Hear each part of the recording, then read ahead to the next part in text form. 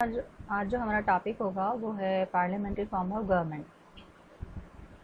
इससे पहले हमने पढ़ा था फेडरलिज्म के बारे में, और की फीचर हम पढ़ रहे हैं की फीचर ऑफ इंडियन कॉन्स्टिट्यूशन। तो सबसे फर्स्ट जो की फीचर था वो था फेडरलिज्म, जिसमें पावर का डिस्ट्रीब्यूशन किया जाता है, और जो पावर है वो सेंट्रल, स्टेट और पंचायती राज सिस्टम के हाथ में होती है। पंचायती राज को हम लोकल गवर्नमेंट भी कह सकते हैं। तो आज हम पढ़ेंगे पार्लियामेंट्री फॉर्म ऑफ गवर्नमेंट के बारे में। आज ये हमारा टॉपिक है parliamentary form of government. The different tiers of the government that you just read about consist of representatives who are elected by people. Your class 7th book began in the story of Kanta, who was standing in lines to voting during an election. इसमें इन्होंने बताया है कि 3 tier system जो है हमारी government का, उसके बारे में आपने 7th क्लास के अंदर भी पढ़ा था, कांता की कहानी। और इसमें 3 टायर सिस्टम जो है वो बनता है, you just read about consist of representative. इसमें आपने पढ़ा था कि जो 3 टायर सिस्टम है वो रिप्रेजेंटेटिव्स के थ्रू बना है, जो कि लोगों के थ्रू इलेक्ट हुए होते हैं, रिप्रेजेंटेटिव जिन्हें कि लोग चुनते हैं।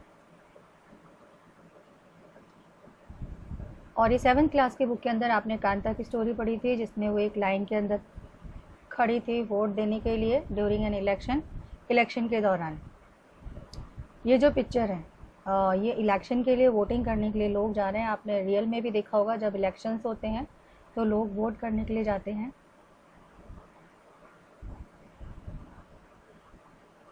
Constitution of India guaranteed universal suffrage for all citizen. जो इंडिया का कॉन्स्टिट्यूशन है वो ये गारंटी देता है एडल्ट सफरेज, मतलब होता है वोट देने का अधिकार फॉर ऑल सिटीज़न, सभी लोगों के लिए जो 18 ईयर्स से अबव होते हैं। When they are making constitution, जब वो कानून कॉन्स्टिट्यूशन बना रहे थे, the member of the constituent assembly felt that freedom struggle had prepared the masses for universal adult suffrage, and that this would help encourage a democratic mindset and break the clutches of traditional caste, class and gender hierarchies. जब ये लोग constitution assembly के जो member थे, जब वो constitution बना रहे थे, तो उनको ऐसा महसूस हुआ कि जो फ्रीडम स्ट्रगल है had prepared the masses of universal adult suffrage। और क्योंकि इसमें मोस्टली ज़्यादातर लोगों ने, जो एडल्ट लोग थे, उन्होंने इसमें पार्टिसिपेट किया था, and that this would encourage the democratic mindset. तो वोट देने का जो अधिकार है वो 18 ईयर से अबव को होना चाहिए, और ये मदद करेगा डेमोक्रेटिक माइंडसेट को, and break the clutches of traditional caste, और जो परंपरा से चला आ रहा है caste system, class and gender hierarchies, इनको तोड़ने का काम करेगा। This means that the people of India have a direct role in electing their representative. इसका मतलब ये हुआ कि जो इंडिया के लोग हैं उनका डायरेक्ट रोल होता है अपने रिप्रेजेंटेटिव्स को चुनने का। Also, every citizen of the country, respective of his or her social background, can also contest election। न केवल उसको वोट देने का अधिकार होता है सिटीज़न को 18 ईयर से अबव, बल्कि वो इलेक्शन को लड़ भी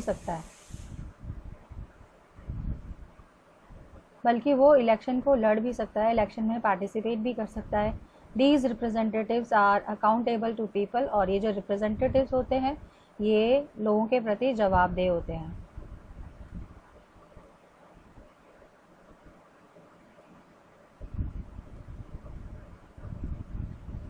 इसके बारे में you will read more, इसके बारे में आप आगे पढ़ेंगे।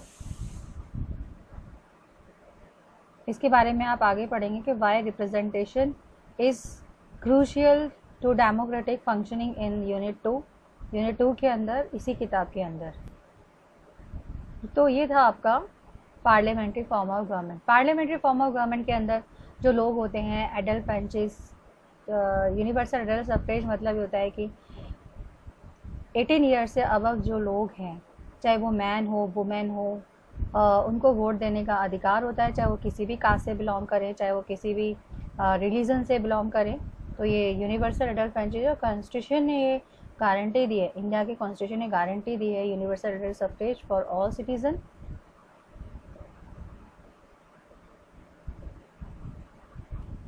और इसमें आप, ये इम्पॉर्टेंट है जो मैं आपको बता रही हूँ, this means that the people of India, इसका मतलब ये हुआ जो लोग हैं इंडिया के, उनका डायरेक्ट रोल होता है अपने रिप्रेजेंटेटिव्स को चुनने का।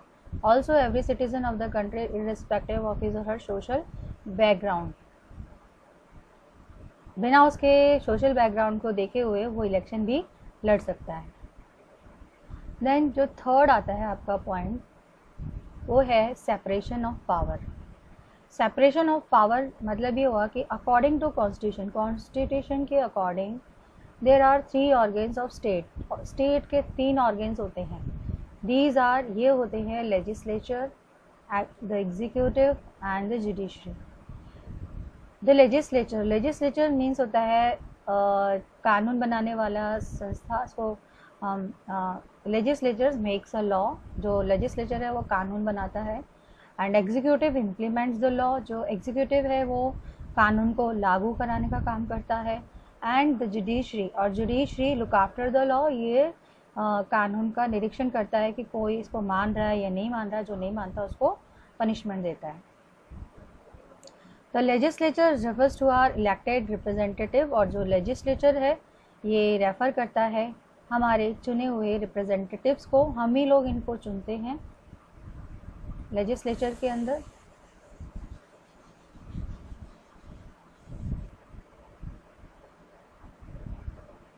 और जो एग्जीक्यूटिव्स होते हैं ये स्मॉलर ग्रुप ऑफ पीपल होते हैं जो रिस्पॉन्सिबल होते हैं implementation of law and running the government and judiciary of which और जो जुडिशरी होता है वो रेफर करता है to the system of court in the country. तो जितने भी कोर्ट हैं हमारी कंट्री के अंदर वो जुडिशरी के अंदर आते हैं।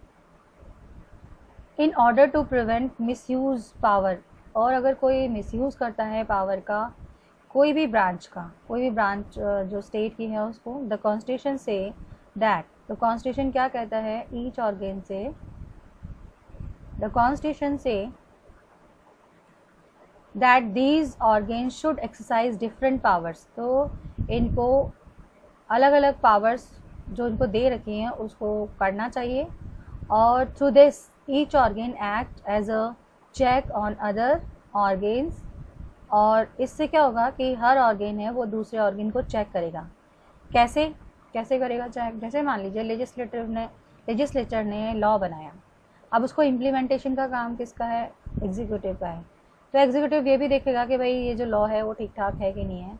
और अगर मान लीजिए इसने जो इम्प्लीमेंट कर दिया, एग्जीक्यूटिव ने लेजिस्लेचर का जो लॉ है उसको इम्प्लीमेंट कर दिया, तो जुडिशरी लुक आफ्टर करेगा लॉ को, और अगर उसको उसमें कुछ दिखाई देता है कमी है तो वो उसको बताएगा। तो एक तरीके से ये तीनों एक दूसरे को चेक करने का काम भी करते हैं या कंट्रोल करने का काम भी कर सकते हैं। ठीक है, तो ये था आपका सेपरेशन ऑफ पावर। तो सेपरेशन ऑफ पावर में आपने क्या पढ़ा कि जो कॉन्स्टिट्यूशन के अकॉर्डिंग 3 ऑर्गेन्स होते हैं स्टेट के, वो होता है लेजिस्लेचर, एग्जीक्यूटिव एंड जुडिशरी, और तीनों का काम अलग अलग होता है। लेजिस्लेचर्स में हमारे ही इलेक्टेड रिप्रेजेंटेटिव्स होते हैं, और executive small group of people होता है जो कि इम्प्लीमेंटेशन का काम करता है लॉ का और सरकार चलाता है। और जुडिशरी ये रेफर्स टू द सिस्टम, ये ऐसा सिस्टम को रेफर करता है जिसमें कि सारे कोर्ट आते हैं कंट्री के, तो जुडिशरी इसमें इंक्लूड हो जाता है। और इसमें यही बताया कि जो कॉन्स्टिट्यूशन है वो कहता है कि अलग अलग ऑर्गेन्स को अलग अलग पावर्स दी गई हैं, उनको अपनी पावर्स को यूज़ करना होता है, और साथ ही में थ्रू दिस और इसके थ्रू जो हर ऑर्गेन है वो एक दूसरे पर नज़र रखता है या एक दूसरे को चेक करने का काम भी करता है। तो ये आपका सेपरेशन ऑफ पावर हो गया।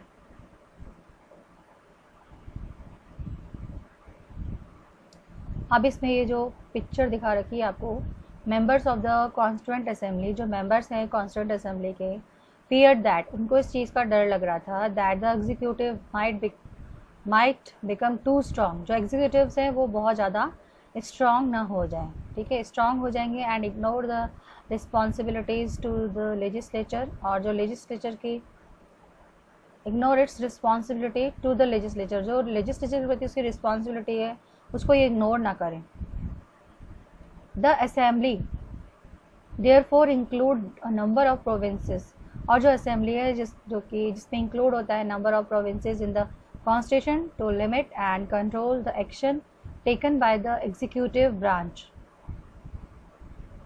और इसी वजह से जो असेंबली थी उसने बहुत सारे प्रोविज़न्स को इंक्लूड कर लिया कॉन्स्टिट्यूशन में, जिससे कि जो एग्जीक्यूटिव की जो पावर है वो लिमिटेड हो जाए और कंट्रोल में आ जाए the action taken by the executive branch और the government as whole. The above photo ये शो कर रहा है member of the constituent assembly, ये लोग डीप डिस्कशन कर रहे हैं और उसके बाद ये लोग कोई निर्णय निकालते हैं। The word state is often used in this chapter, और जो वर्ड है स्टेट, इसको इस चैप्टर के अंदर यूज़ किया गया है। This does not refer the state government, इसका मतलब ये नहीं है स्टेट का मतलब द स्टेट गवर्नमेंट नहीं है, rather when we use state, इसके बजाय जब हम ये स्टेट वर्ड यूज़ करते हैं तो इसका मतलब ये होता है we are trying to distinguish it from government, कि हम इसको गवर्नमेंट से अलग कर रहे होते हैं। गवर्नमेंट क्या, government is responsible for administering and enforcing law. Government क्या करती है, ये रिस्पॉन्सिबल होती है एडमिनिस्ट्रेशन चलाने के और कानून को इम्प्लीमेंट करने के या एनफोर्स करने के। एनफोर्स मतलब होता है लागू करना। The government can change the election, government है वो इलेक्शन, गवर्नमेंट को हटाया जा सकता है इलेक्शन के थ्रू या उसको चेंज किया जा सकता है इलेक्शन के थ्रू, ठीक है। ये तो किसके बारे में हो गया, ये गवर्नमेंट के बारे में हो गया। The state on the other hand, वही जो स्टेट होता है रेफर्स टू, ये रेफर करता है पॉलिटिकल इंस्टीट्यूशंस को, पॉलिटिकल इंस्टीट्यूशन को स्टेट रेफर करता है दैट रिप्रेजेंट अ सोवरेनिटी, जो कि सोवरेन पीपल को रिप्रेजेंट करता है, who occupy a definite territory, और जिनको डेफिनेट टेरिटरी दी गई है। वी कैन दस स्पीक ऑफ इंडियन स्टेट, और जब हम बात करते हैं तो इंडियन स्टेट की बात करते हैं या नेपाली स्टेट की बात करते हैं etcetera. The Indian state has democratic form of government, और जो इंडियन स्टेट है ये एक डेमोक्रेटिक फॉर्म ऑफ गवर्नमेंट है। द गवर्नमेंट और executive is one part of the state, और जो गवर्नमेंट है वो एक हिस्सा है स्टेट का। तो गवर्नमेंट और स्टेट में बहुत अंतर हो जाता है। स्टेट से मतलब स्टेट गवर्नमेंट हो गया, और यहाँ पर जब हम स्टेट बात करते हैं तो इंडिया से रिलेटेड हो गया इंडियन स्टेट, तो इंडियन स्टेट का पार्ट है गवर्नमेंट, किस स्टेट का पार्ट हो गया government. The state refers to more than just the government and control and can not be used interchangeably with it, और जो इसका मतलब क्या हुआ, जो स्टेट है वो रेफर करता है मोर than just the government, government से ज़्यादा, एंड कैन नॉट बी, इसको इंटरचेंजेबल नहीं है, इसको आसानी से आप बदल नहीं सकते हैं विद इट। तो ये था आपका स्टेट और गवर्नमेंट के, स्टेट गवर्नमेंट के बीच में अंतर, डिफरेंसेस बता रखा है इसमें। स्टेट क्या होता है, स्टेट किस लिए यूज़ किया गया है, स्टेट जो होता है स्टेट गवर्नमेंट के लिए इसको यूज़ नहीं किया जाता, बल्कि इसको यूज़ किया जाता है गवर्नमेंट से डिफरेंस करने के लिए या डिस्टिंग्विश करने के लिए, अंतर बताने के लिए। और जो गवर्नमेंट होती है वो रिस्पॉन्सिबल होती है एडमिनिस्ट्रेशन चलाने के लिए, उसको एनफोर्स करने के लिए लॉज को, और गवर्नमेंट को बदला जा सकता है इलेक्शन के थ्रू। स्टेट वहीं दूसरी तरफ जो स्टेट होता है वो एक पॉलिटिकल इंस्टीट्यूशन होता है जिसमें जो रिप्रेजेंट करता है सोवरेन पीपल को, एंड हु ऑक्यूपाई और डेफिनेट टेरिटरी, जिसकी डेफिनेट टेरिटरी होती है। और इस प्रकार हम कह सकते हैं इंडियन स्टेट, जैसे कि हम बोल सकते हैं ये इंडियन स्टेट है, ये नेपाली स्टेट है, और इंडियन स्टेट जो है has democratic form of government, इसमें डेमोक्रेटिक फॉर्म ऑफ गवर्नमेंट पाई जाती है। द गवर्नमेंट द और द एग्जीक्यूटिव, और गवर्नमेंट में कौन आ गया, एग्जीक्यूटिव्स आ गए, is one part of the state. और जो एग्जीक्यूटिव्स हैं या गवर्नमेंट है वो एक हिस्सा है स्टेट का, और इसीलिए स्टेट जो है उसको हम कह सकते हैं कि मोर than just the government, government से ज़्यादा होता है, and can not B interchangeable, और इसको चेंज नहीं किया सकता है, इंटरचेंजेबल नहीं होता है विद। तो ये था आपका स्टेट और स्टेट गवर्नमेंट के अंदर अंतर। देन फोर्थ जो है आपका की फीचर जो है इंडियन कॉन्स्टिट्यूशन का, वो है फंडामेंटल राइट। फंडामेंटल राइट को हम हिंदी में बोलते हैं मौलिक अधिकार। This section on fundamental rights has often been refers to as the concerns of the Indian constitution. Indian constitution का कंसर्न्स के रूप में हम इसको जानते हैं। Colonial rule had created a certain suspicion.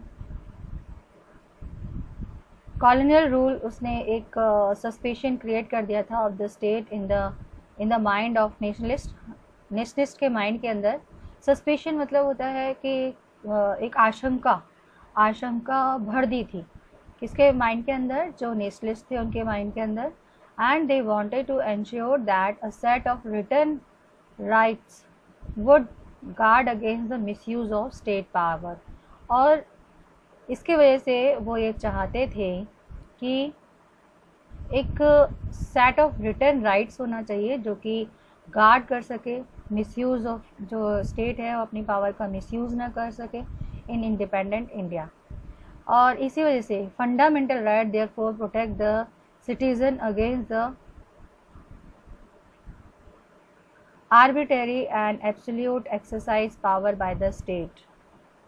तो जो फंडामेंटल राइट होते हैं वो सिटीजन्स के अधिकार को कोई छीने ना उससे, और जो आर्बिट्रेरी मतलब होता है मनमाना मतलब अपनी मर्जी से उसके राइट्स को छीने ना उससे, तो ये प्रोटेक्ट करता है सिटीजन्स के गवर्नमेंट के मनमाने व्यवहार से। और एब्सोल्यूट मतलब पूरा, तो जो मनमाना और जो पूरी तरीके से काम करना, संपूर्ण तरीके से जो ये काम करती पावर को यूज़ करना स्टेट के थ्रू, यानी जो स्टेट है अपनी पावर को पूरी तरीके से यूज़ करे या मनमाने तरीके से उसको यूज़ करे, उससे बचाने के लिए फंडामेंटल राइट्स बनाए गए हैं जिससे कि वो सिटीजन्स को प्रोटेक्ट करे, यानी सिटीजन्स की रक्षा करे किससे, स्टेट के आर्बिट्रेरी एंड एब्सोल्यूट व्यवहार से। आर्बिट्रेरी मतलब मैंने आपको बताया था इसका मनमाना व्यवहार हो गया, ठीक है, या जो अपनी पावर है उसको पूर्ण यूज़ करना सिटीजन्स के खिलाफ, तो इससे रक्षा करने का काम करता है fundamental rights. The constitution thus guarantee, और जो कॉन्स्टिट्यूशन है इसलिए उसने गारंटी दी है the rights of individuals against the state, और जो इंडिविजुअल्स के राइट हैं स्टेट के खिलाफ as well as against the other individual के, कि भाई कोई उनसे इंडिविजुअल्स के rights against the state as well the other individual, कि कोई दूसरा भी उनके अधिकारों को उनसे छीने ना और स्टेट भी उनके अधिकारों को छीने ना। तो इससे रिलेटेड जो कॉन्स्टिट्यूशन है उसने गारंटी दी है, और यही गारंटी है फंडामेंटल राइट्स।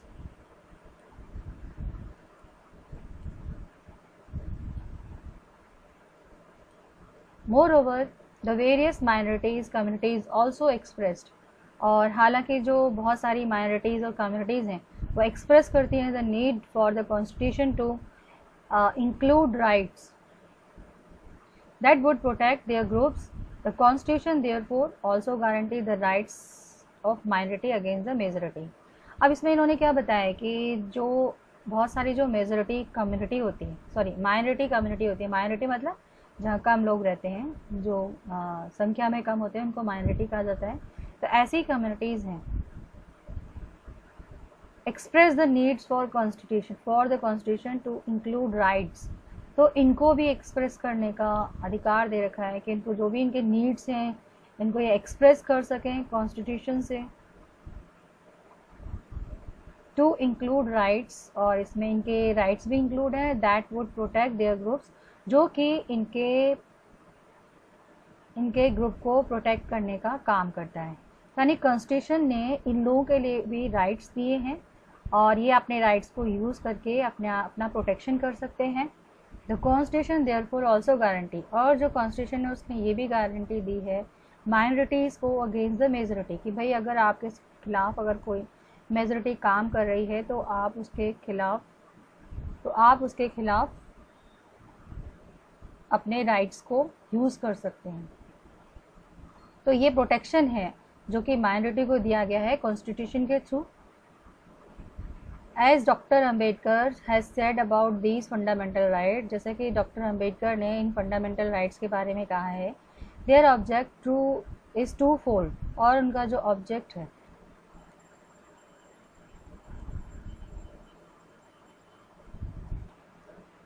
तो इनका जो पहला ऑब्जेक्टिव है, फंडामेंटल राइट्स को टू फोल्ड बताया है डॉक्टर बी आर अम्बेडकर ने, और इनका जो पहला ऑब्जेक्टिव है is that every citizen must be, में है कि हर व्यक्ति इस पोजीशन में है कि वो दावा कर सके, अपने राइट्स का क्लेम कर सके।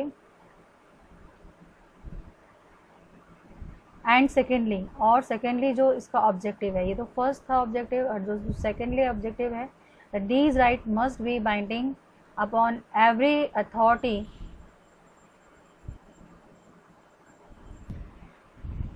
and secondly these rights must be binding upon every authority, और दूसरा जो ये राइट्स होते हैं वो हर अथॉरिटी को बाइंड कर देते हैं। बाइंड मतलब बांध देना एक तरह से, कि वो किसी के राइट्स को छीन नहीं सकते। Authority that has got the power to make law, कानून बनाते वक्त उनको सिटीजन्स के बारे में सोचना पड़ता है। अगर कोई ऐसा कानून वो बना दे जिससे कि जो सिटीजन्स हैं उनके राइट्स, अगर उनके फंडामेंटल राइट्स उनसे छीने जा रहे हैं, तो उसके खिलाफ जो सिटीज़न है वो डायरेक्ट कोर्ट में अपील कर सकता है। तो इसलिए इनको लॉ बनाने से पहले सोचना पड़ता है कि किसी भी सिटीजन्स के फंडामेंटल राइट्स उनसे छीने नहीं जाएं। तो ये था आपका फंडामेंटल राइट्स के बारे में बता रहे हैं कि किस प्रकार से जो गवर्नमेंट है वो भी एक तरह से बाइंड हो जाती है, और उनकी जो अथॉरिटी, उनकी जो पावर है वो भी बाइंड हो जाती है, यानी कि उस पर भी रोक लग जाती है। In addition to fundamental rights the constitution also has a section, और फंडामेंटल राइट्स के एडिशन में कॉन्स्टिट्यूशन में एक सेक्शन भी है कॉल्ड डायरेक्टिव प्रिंसिपल, जिसको कि directive principle of state policy कहा जाता है। And this section was designed, इसको डिज़ाइन किया था मेंबर ऑफ कॉन्स्टिट्यूंट असेंबली ने, to ensure greater social and economic reform, इसको एक बड़े सामाजिक और आर्थिक रिफॉर्म के रूप में इसको डिज़ाइन किया गया था, and to serve as a guide, और इसको एक गाइड के रूप में इसको सर्व किया था independent Indian state to institute law and policies that help reduce the poverty of masses. और ये जो इन्होंने इस तरह से डायरेक्टिव प्रिंसिपल स्टेट पॉलिसी ऐसे उन्होंने डिज़ाइन किया था जिससे कि एक बहुत बड़ा सोशल और इकोनॉमिक रिफॉर्म हो सके, और साथ ही साथ जो इंडिपेंडेंट इंडिया स्टेट है तो वहाँ पे ऐसे इंस्टीट्यूट लॉज और पॉलिसीज़ बनाए जाएं जो कि गरीबी को कम करने का काम करे। जो बहुत लोग, मासेस मतलब होता है लोगों की गरीबी को कम करने का काम करे। ये काम कौन करता है? Directive principle of state policy. तो ये तो आपके फंडामेंटल्स के बारे में बताया था कि कैसे फंडामेंटल राइट्स बनाए गए हैं। Which fundamental rights will be follow situation violate, कौन से फंडामेंटल राइट्स हैं जो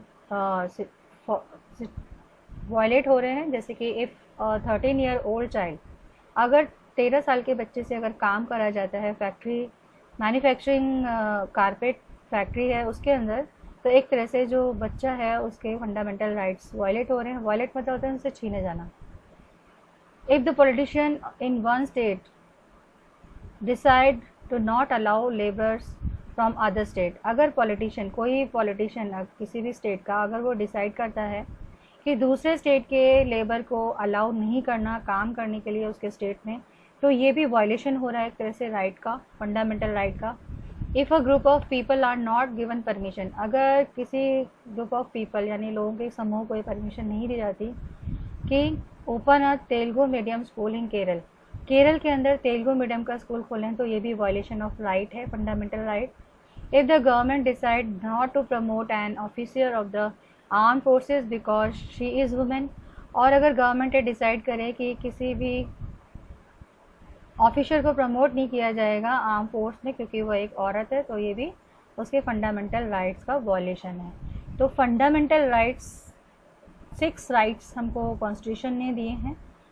ये आपके फंडामेंटल राइट्स के बारे में बता रखा है। तो 6 राइट्स हैं इंडियन कॉन्स्टिट्यूशन में। सबसे पहला है राइट टू इक्वलिटी, सेकेंड है आपका राइट टू फ्रीडम, थर्ड है आपका राइट अगेंस्ट एक्सप्लॉयटेशन, फोर्थ है आपका right to freedom of religion, and fifth है cultural and educational right, and six आपका जो है राइट टू कॉन्स्टिट्यूशनल रेमेडीज़। तो फर्स्ट जो है आपका इक्वलिटी यानी समानता का अधिकार। समानता के अधिकार में आपको all the persons are equal, इसमें सभी जो लोग हैं वो कानून की नज़र में इक्वल हैं before the law. This means that all person shall be equally protected, और इसका मतलब ये हो कि हर व्यक्ति को समान प्रोटेक्ट किया जाएगा लॉ के through of the country. It also state, और साथ में ये भी कहा गया है state that no citizen can be discriminate against on the basis of, किसी भी व्यक्ति के साथ भेदभाव नहीं होगा। डिस्क्रिमिनेटेड मतलब होता है भेदभाव करना, अगेंस्ट नहीं होगा रिलीजन के बेसिस पर, कास्ट और सेक्स के बेसिस पर, किसी भी बेसिस पर उसके साथ कोई भी भेदभाव नहीं होगा। Every person has access to public place, और हर व्यक्ति को ये आज़ादी है कि वो पब्लिक प्लेस पर जा सके, जिसमें playgrounds, hotel, shops etcetera include हैं। The state can not discriminate against the anyone, और जो स्टेट है वो किसी के प्रति भी भेदभाव नहीं कर सकता इन मैटर ऑफ एम्प्लॉयमेंट को लेकर, रोज़गार को लेकर। But there are exceptions to this that you will be read about later in this book, और इसके बारे में कुछ एक्सेप्शंस हैं जिसको कि आप इसी किताब के अंदर बाद में पढ़ेंगे। The practice of untouchability has also been abolished मतलब होता है ख़त्म कर देना। तो जो अनटचेबिलिटी मतलब होता है छुआछूत, तो जो छुआछूत का व्यवहार उसको भी ख़त्म कर दिया गया है, और अगर कोई ऐसा करता है तो उसको पनिशमेंट मिलता है। देन आता है उसका राइट टू फ्रीडम, स्वतंत्रता का अधिकार। इसके अंदर सारे वो राइट्स दिए गए हैं, जैसे कि right to freedom of speech, बोलने का अधिकार, भाषण देने का अधिकार, एक्सप्रेशन, अपने विचारों को व्यक्त करने का अधिकार, the right to form association, संगठन बनाने का अधिकार, the right to move freely, आज़ादी से घूमने का अधिकार, reside in any part of the country, किसी भी कंट्री में रहने का अधिकार, and right to practise any profession, और किसी भी प्रोफेशन, ऑक्यूपेशन और बिजनेस को अपनाने का अधिकार। राइट अगेंस्ट एक्सप्लॉयटेशन के खिलाफ अधिकार। एक्सप्लॉयटेशन मतलब होता है शोषण करना, तो अगर कोई किसी का शोषण कर रहा है तो उसके खिलाफ अधिकार है कि द कॉन्स्टिट्यूशन प्रोहिबिट मतलब रोक लगाना। ट्रैफिंग, फोर्स लेबर, ट्रैफिंग मतलब होता है जो तस्करी बोलते हैं, मानव तस्करी, मानव को बेचना यहाँ से वहाँ, या ज़बरदस्ती काम कराना, force labour, and children working under, और जो बच्चे जो 14 साल से कम की उम्र के हैं उनका काम करना, तो ये राइट है against exploitation. Right to freedom of religion यानी कि धर्म को मानने का अधिकार।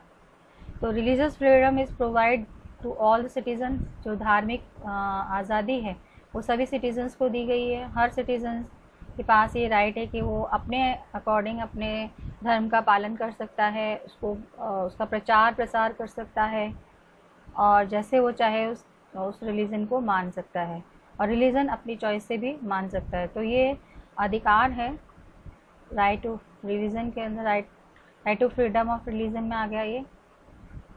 कल्चर एंड एजुकेशनल राइट, इसके अंदर the constitution state that all the minorities, इसमें जो स्टेट कॉन्स्टिट्यूशन है उसने ये कहा है कि जितनी भी माइनॉरिटीज़ हैं या रिलीजियस या लैंग्विस्टिक कैन सेटअप, वो सेटअप कर सकते हैं अपना own educational institution in order to preserve, कि वो अपने कल्चर को बचा के रख सकें या डेवलप कर सकें। तो माइनॉरिटीज़ को ये अधिकार दे रखे हैं रिलीजियस और लैंग्विस्टिक को, वो उसके लिए वो एजुकेशन इंस्टीट्यूशन को सेटअप कर सकते हैं। तो ये हो गया culture and education right. Right to constitutional remedies. Constitutional remedies ये डॉक्टर बी आर अम्बेडकर ने इसको हार्ट एंड सोल बताया है।